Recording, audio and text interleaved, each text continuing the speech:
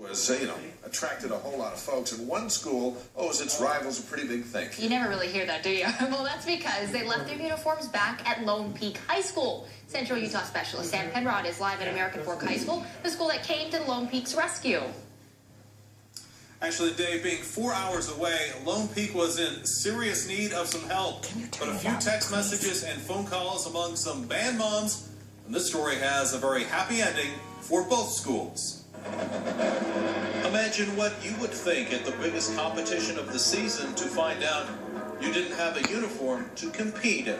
So overloaded with emotions anyway. Already I was kind of not really knowing how to react, and so it was half panic and half blank.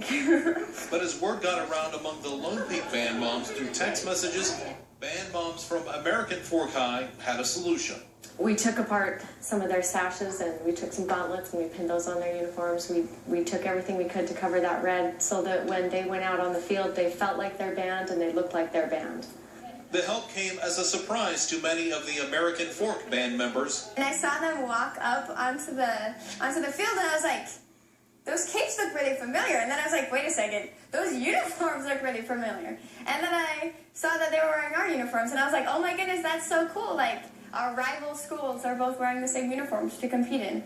Unlike athletics, where the two schools compete in the same division, in band, American Fork is 5A and Lone Peak is a 3A band. They both took first place in state. It was pretty remarkable, and it's something American Fork has been known for and renowned, but they're also so good to us. It's been a great working relationship. Lone Peak made this big card to tell American Fork thanks. And this band mom, who has children in both bands, couldn't be happier. And this weekend was fantastic, seeing the camaraderie, how they really came together. It was beautiful to see American Fork helping Lone Peak. The drum majors say they are glad they could help and even happier that both teams were able to take first in their respective divisions. Glad they did that. Thank you so much, Sam, for sharing that story. Kevin's back with